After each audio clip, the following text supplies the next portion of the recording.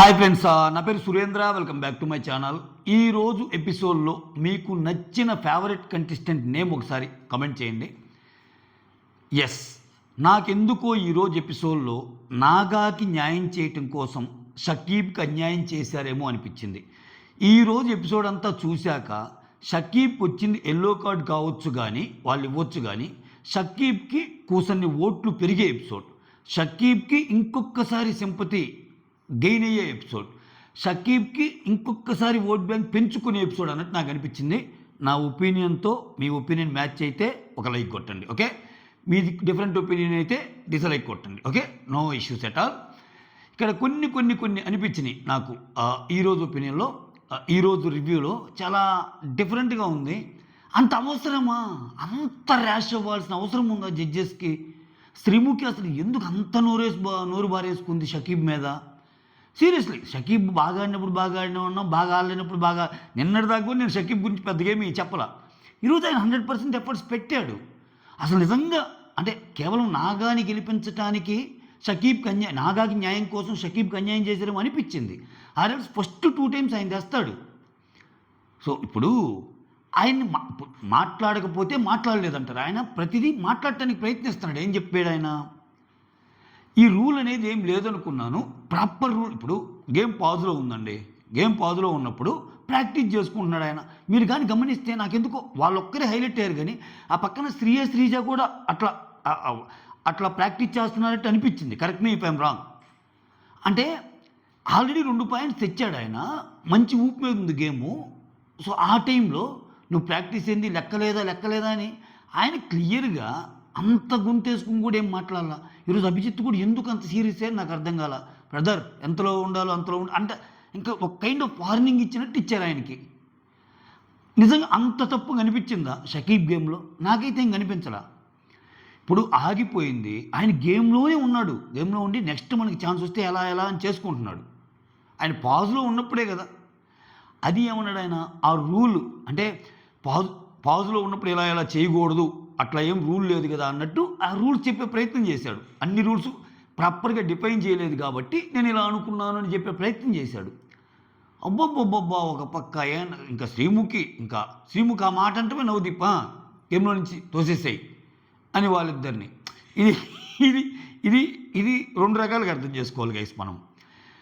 Audience పరంగా చూస్తే ఇప్పుడు నేను చెప్పిన ఫీలింగ్ అంతా మీకు వస్తాయి, ఓకేనా. అందుకే నేను ఇప్పుడు 2 కోణాలు చెప్తా. ఒక్కోసారి ఆడియన్గా ఆలోచిస్తే షకీబ్ మీద జాలి పెరిగిద్ది, వీళ్ళ మీద కోపం వస్తాయి. బట్ అసలు బిగ్ బాస్ మెయిన్ ఇంటెన్షనే, అసలు బిగ్ బాస్ ఉద్దేశమే షకీబ్కి సింపతి పెంచడం అనుకోండి, అది వర్కౌట్ అయినట్టు. ఈవెన్ వాళ్ళ జడ్జెస్కి కూడా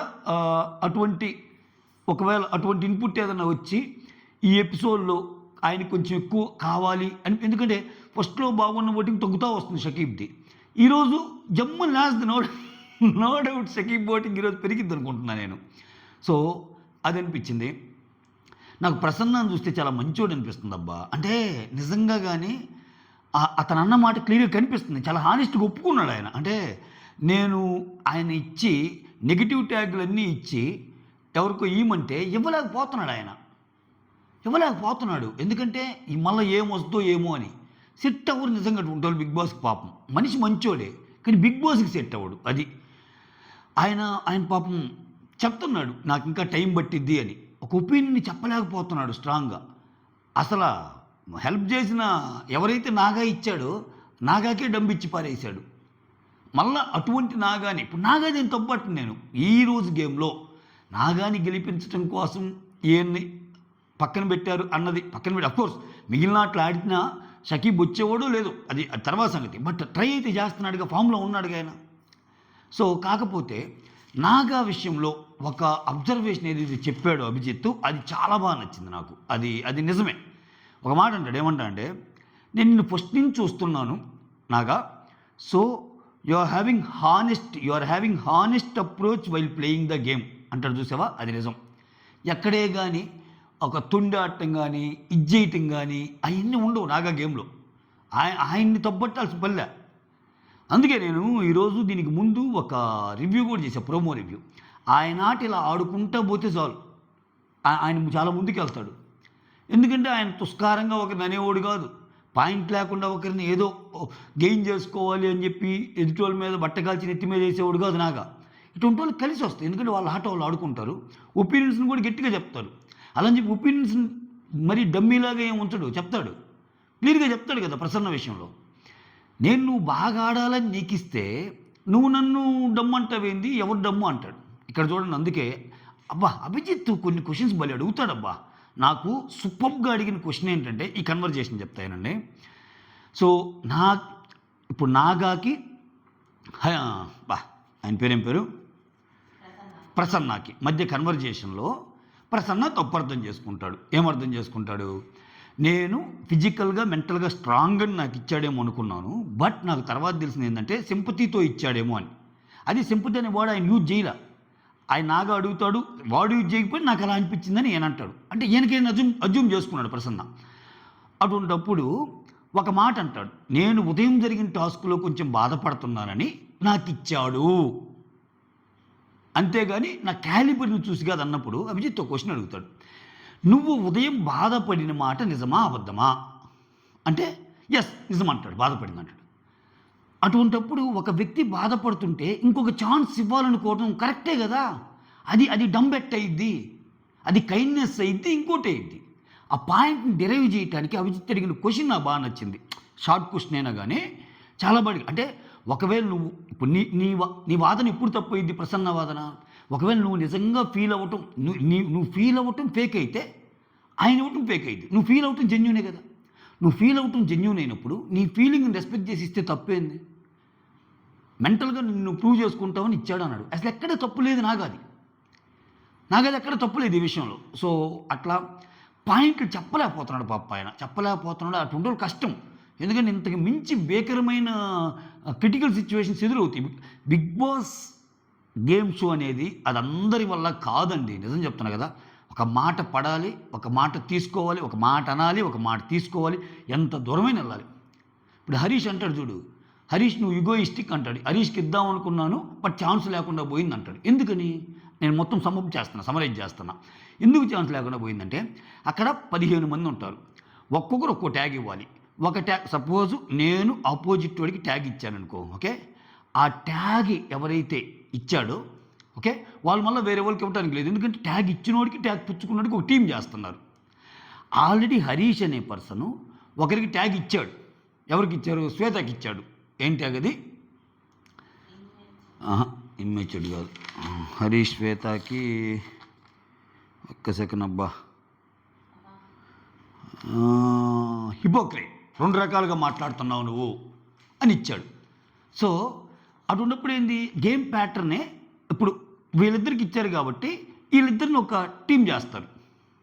అవునప్పుడు ఇంక హరీష్కి ఇవ్వడానికి లేదు కదా, అది అక్కడ మీనింగ్. హరీష్కి ఇంక ఇవ్వడానికి లేదని అందుకే అక్కడ ఉన్నప్పుడు హరీష్కి ఇగోయిస్టిక్ ఇద్దాం అనుకున్నా అంట. సో ఇగోయిస్టిక్ ఇద్దాం అనుకున్నప్పుడు హరీష్ అదే అంటాడు, అరే నా వాదన నేను చెప్తున్నా, నీ వాదన నువ్వు చెప్పు, మాట్లాడలేనంటావేంటి, కమ్ మాట్లాడితే మన ఇద్దరు వాదనలు చూస్తారు అన్నట్టు అంటున్నాడు. కానీ ఇక్కడ ఇటువంటి వాటిలో ల్యాక్ అయినప్పుడు ఏంటంటే ఆడుకుంటారు కంటెస్టెంట్స్. నిజంగా అతను పాపం వైదొలగటమే కరెక్ట్. మళ్ళీ అతన్ని ఛాన్స్ ఇచ్చి లోపలికి పంపించే కంటే ఇప్పటికీ చాలా మందిలో అనుమానాలు ఉన్నాయి. ఏమో చెప్పలేము, ఇంకా గేమ్ అయిపోలేదు, ప్రసన్నగా లోపల పంపించినా నడవదు బండి. ఎందుకంటే ఆయన క్రిస్టల్ క్లియర్, ఆయన అసలు బిగ్ బాస్ మెటీరియల్ కాదబ్బా. Prasanna is not meant for Bigg Boss. అతను మంచోడు అనిపిస్తుంది నాకు. అంటే ఎట్లా అంటే ఒక వ్యక్తిని తుస్కారంగా ఒక మాట అంటానికి ఇష్టపడరు, అది ఎంత గేమ్ షో అయినా కొంతమంది. బట్ ఇక్కడ అనాలి. ఇద్దరు వ్యక్తులను పిలిచి ఈ ఇద్దరిలో వెదవెవరు అని అడుగుతారు క్వశ్చన్. బట్ వాస్తవానికి నీకు ఉన్నోళ్ళు ఆ ఇద్దరు నచ్చుతారు. ఈ ఎగ్జాంపుల్ అర్థం చేసుకోండి. నీకు ఉన్నోళ్ళు ఆ ఇద్దరు నచ్చుతారు 15 మందిలో. నీకు ఇద్దరికి నచ్చుతారన్న సంగతి వాళ్ళు కనిపెడతారు జడ్జెస్. ప్రసన్న లాంటిని పిలిచి వీళ్ళిద్దరిలో ఒకడు ఎదవెవరు అని అడుగుతాడు. లేదండి నాకు ఇద్దరు మంచోళ్ళు అంటే కుదరదు. ఒక ఎదవ గురించి చెప్పాలి, ఒక ఎదవా అనాలి. ఎదవా అని ఎంత మంచోడైనా ఆ మంచోళ్ళలో కూడా ఉన్న ఎదవ లక్షణాలు కనిపించే అట్రిబ్యూట్స్ ఏమైనా ఉన్నాయో వాటి గురించి చెప్పాలి. ఏం చెబుతాడు పాపమేనా, చెప్పలేరు. హరీష్ లాంటి వాళ్ళు అనుకో 100 చెప్తారు. ఇక్కడ చూడండి, హరీష్ విషయంలో ప్రియా చెప్పిన పాయింట్ మొన్న ఏదైతే ఉందో, ప్రియా ఒక మాట అంటది, నువ్వు గేమ్లో ముందుకెళ్ళటం కోసం నువ్వెంత దూరమైన మాటలు ఈజీగా వదిలేస్తావన్నది ఈరోజు ప్రసన్న చెప్పాడు అదే మాట. నీకు మాటలు విపరీతంగా వదిలేస్తావు జనాల మీద అని. శ్వేత ఆర్గ్యుమెంట్, ఇప్పుడు శ్వేత కూడా సేమ్ కైండ్ ఆఫ్ ఒపీనియన్ చెప్తుంది. సో ఇట్లా చాలామంది చెప్తారు. అంటే ఏంటి, దాన్ని ప్రతిబింబిస్తున్నట్టే కదా అతని క్యారెక్టరు.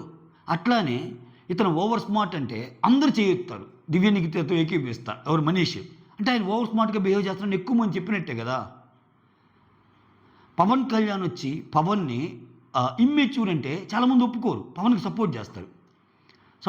ఇంకోటి సెల్ఫ్ సెంటర్డ్ అంటది ప్రియా, ఎవరిని, పవన్ని. సెల్ఫ్ సెంటర్డ్ తప్పే ఉంది. ప్రియాకి పవన్ సెల్ఫ్ సెంటర్డ్గా కనిపించాడబ్బా. ప్రియా ఆడి చాలామందికి ఆ అమ్మాయి కూడా సెల్ఫ్ సెంటర్డ్గా కనిపించవచ్చు. ఈ విషయం జడ్జెస్ బాగా చెప్పారు. సెల్ఫ్ సెంటర్డ్గా ఉండాలి కదా, అసలు అక్కడికి వచ్చిందే నిన్ను నువ్వు ప్రూవ్ చేసుకోవటానికి.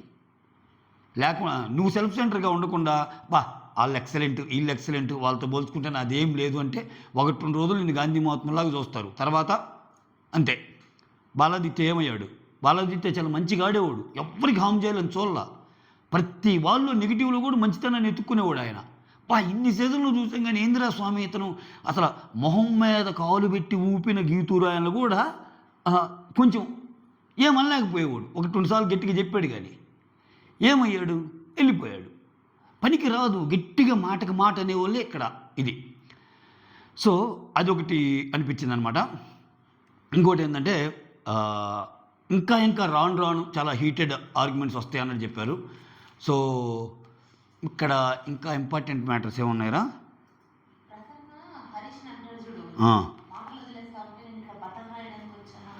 మాటలు నువ్వు వదిలేస్తున్నావు అని అంటే నేనేమన్నా బటర్ రాయటానికి వచ్చానా ఇక్కడ అంటున్నాడు ఆయన. మసాజ్ చేయడానికి వచ్చానా, బటర్ రాయడం, మాటలు లేవు ఆయన పాపం, డిఫెండ్ చేసుకోలేకపోతున్నాడు. సో ఓవరాల్గా ఓకే. ఎల్లో కార్డ్ ఒకటేమో ప్రసన్నకి ఇస్తారు, అంటే లైక్ ఒపీనియన్ షేర్ చేసుకోలేకపోతున్నావు, అసలు డిఫెండ్ చేసుకోలేకపోతున్నావు అనేది కరెక్టే. ఇంకోటి షకీబ్కి ఇస్తారు. ఏంటి, ముందే చెప్తాడు ఇంకో ఎల్లో కార్డ్ ఎవరికి వస్తుందో జెన్యున్గా చేస్తానంటే ఆయనే ఎత్తాడు. అంత తిట్టాక ఇంకెత్తకుండా ఏం చేస్తాడు పాపం. వచ్చాక ఎల్లో ఇస్తాడు. ఎల్లో ఇచ్చాక చాలా సీరియస్ అవుతారబ్బా. అసలు నాకు ఎందుకు అంత సీరియస్ కావాల్సిన, ఒకవేళ నిజంగానే చిన్న తప్పు అది ఆయనకి తెలియదు అనుకుందాం, చెప్పొచ్చు కదా. తర్వాత ఓవరాల్గా షకీబ్కి కూడా ఎల్లో ఇస్తారు. ఆ తర్వాత మోస్ట్ వాల్యుబుల్ ప్లేయర్ నాగాకి ఇస్తారు. నాగా మీద బాగా ఫేవర్గా ఉన్నారు. ఇతని గేమ్ కూడా అలానే ఉందండి. ఇతని గేమ్లో నెగిటివిటీ అయితే లేదు. నేను ఫస్ట్ నుంచి చెప్తున్నా కదా, ఇంతవరకు చూసిన దాంట్లో నాగా గేమ్లో ఎక్కడేగా నెగిటివిటీ లేదు. ఒక ఫన్ యాంగిల్ క్రియేట్ చేసుకుంటా ఆయనకి నచ్చిన గేమ్లో ఆయన ఆడుతూ ముందుకెళ్తున్నాడు. అయితే ఇక్కడ నాకెందుకు ఒక వాంటెడ్గా ఈ షోని టువర్డ్స్ అటు తీసుకెళ్ళారేమో అన్నట్టు అనిపించింది. ఈ రోజు వరకు చూస్తే షకీబుని దించటానికే ఇట్లా చేశారేమో అన్నట్టు అనిపించింది. సో అది ప్యాటర్న్ ఏంటంటే ఇంక తెలుసుగా, ఒక్కొక్కరికి ఒక్కో ట్యాగ్ ఇస్తారు. ఎవరైతే ట్యాగులు పుచ్చుకున్నారో, ట్యాగులు ఇచ్చుకున్నారో వీళ్ళందరూ ట్యాగులు పుచ్చుకున్న వాళ్ళు, ట్యాగులు ఇచ్చిన వాళ్ళు ఒక టీం అనమాట. సో ఈ అమ్మాయి మీద కల్కి ఇది కూడా బాగా నచ్చింది నాకు. కల్కికి ఎవరు ఏ ట్యాగ్ ఇవ్వకపోతే బిందు మంచి మాట అడిగిద్ది. అక్కడ ఏమడిగిద్దంటే, నీకు ఎవ్వరు ఏ ట్యాగ్ ఇవ్వలేదు కదా, is it good or bad అంటది. గుడ్ అంటది ఆమె. ఇప్పుడు బిగ్ బాస్ 1 నాళ్ళు ఉన్నాక ఒక మంచి ఒపీనియన్, చెడు ఒపీనియన్ ఏదో ఒకటి ఫామ్ అవ్వాలి. అది whether it is good or bad, ఏది ఫామ్ అవ్వకపోతే నువ్వేం ఆడుతున్నట్టు, నీ మీద ఒక ఒపీనియనే ఫామ్ కానప్పుడు, సో నువ్వు ఉన్నా లేకపోయినా ఒకటి నువ్వు మంచోడివి అంటే హీరోయిక్ ఇమేజ్గా డిస్కషన్ జరిగిద్ది, నువ్వు చెడ్డోడివి అంటే విలన్ పరంగా డిస్కషన్ జరిగిద్ది. డిస్కషన్ అనేది జరగాలి కంటెంట్ పరంగా. సో ఏది లేకుండా ఉంటే డిస్కషన్ ఎక్కడది అక్కడ. అందుకని ఏమైనా సంచాలకంగా పెడతారు 15 మందిలో, మిగిలిన 7 గేమ్ పెడతారు. ఆ గేమ్లో లాస్ట్ దాకా వచ్చి విన్ అయిన ఇదేంటంటే నాగా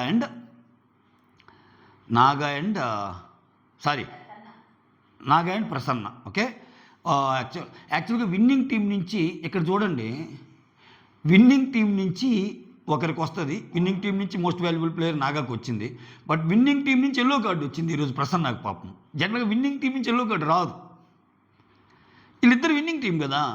సో ప్రసన్నకి ఎందుకంటే ఒపీనియన్ స్ట్రాంగ్గా చెప్పలేకపోతున్నాడని నాకు తెలిసి నేనేమనుకుంటున్నా అంటే, సో ఇది రేపు ఇది మొత్తం పెడుతున్నారు కదా, ఫస్ట్ నుంచి ప్రసన్న శ్వేత వెళ్ళిపోతున్నారు అన్నారు కదా. ఈరోజు ఎల్లో కార్డ్స్ ఇచ్చిన వాళ్ళు 5 ఉన్నారు. ఎవరెవరు? ఎల్లో కార్డ్స్ ఇచ్చిన వాళ్ళు మనీష్, దాలియా, శ్వేత, ప్రసన్న, షకీబ్. వీళ్ళు ఇంకొకసారి ఎల్లో ఇస్తే బయటికి పోయే అవకాశం ఉందన్నారు కదా. ఇట్లానే ఇటువంటి గేమ్లే పెడతారు. ఈ గేమ్లోనే ప్రసన్న శ్వేతకి ఇంకో ఎల్లో కార్డు ఏదో వచ్చి ఉండొచ్చు, వాళ్ళిద్దరు బయటికి వెళ్ళి ఉండొచ్చు, ఇంతే. బయటికి వెళ్ళుండొచ్చు. ఎస్, బయటికి వెళ్తే ఇంకా 13 మందే ఆ రోజు షోకి వెళ్తారు. బట్ లీగ్ అప్డేట్స్ మాత్రం 15 మంది వస్తారు అంటున్నాడు. ఇదొక ట్విస్ట్. చూద్దాం. అంటే వీళ్ళిద్దరికి ఏదో టాస్కులు పెట్టి మళ్ళీ వీళ్ళిద్దరూ ఎల్లో కార్డుకి అర్హులా కాదా అన్నప్పుడు అందరూ ఎత్తుతారనమాట. ఇంకా ఎల్లో కార్డుకి ఎస్ అని. ఎందుకంటే ఆబ్వియస్గా జడ్జెస్ కొంచెం కోపంగా చెప్తే వీళ్ళందరూ ఎస్ అంటారు కదా. సో అది మ్యాటరు. ఇంకా ఎవరెవరికి ఏమి ఇచ్చారంటే శ్రీయ వచ్చి క్లవర్ బ్యాడ్జ్ వచ్చి శ్రీజాకి ఇస్తుంది. దివ్యనికిత వచ్చి ఓవర్ స్మార్ట్ మనీష్కి ఇస్తుంది. తర్వాత ప్రియా వచ్చి బోరింగ్ వచ్చి Shakib. Priya sense of paper భలే ఉంటుంది అబ్బా. ఒక చోట గేమ్ ఆడేటప్పుడు కళ్ళకు గంతులు కట్టుకొని ఒకరు ఆడాలి, ఒకరేమో హెల్ప్ చేయాలి. ఏది ఆడేదెవరు ఆడిచ్చేదెవరు. ఆ గేమ్ ఏంటి? స్వీట్స్ అన్నీ పెట్టుంటాయి. ఆ స్వీట్స్ని శ్రీముఖి ఏదైతే స్వీట్ డిస్ప్లే చేస్తుందో ఆ స్వీట్ని ఐడెంటిఫై చేసి ఇక్కడి నుంచి అక్కడికి వేయాలి, అటుపక్క నుంచి ఇటుపక్క. ఆ వేసే ప్రాసెస్లో ఆ స్వీట్ కింద పడ్డా లేకపోతే కప్పు కింద పడ్డా అవుట్ అనమాట. సో ఇట్లా ఒకసారి దివ్యనికిత వాళ్ళది కింద పడుతుంది, దివ్యనికిత మనీష్ వాళ్ళు ఆ పక్కన వాళ్ళు ఏదో వాళ్ళు కింద పడుద్ది అని చెప్తే అది అవుట్ ఆఫ్ ది గేమ్ కదా, ఇంకా ఆల్రెడీ అయిపోయాక పడింది అన్నట్టు చెప్పేస్తుంది. సో ఇంకంతే, రాజు దలుచుకుంటే అన్నట్టు. అయితే అప్పటికే వేరే వాళ్ళు ఆల్రెడీ గెలిచారు కాబట్టి అట్లా చెప్పింది అనుకోవాలి ఇంక మనం.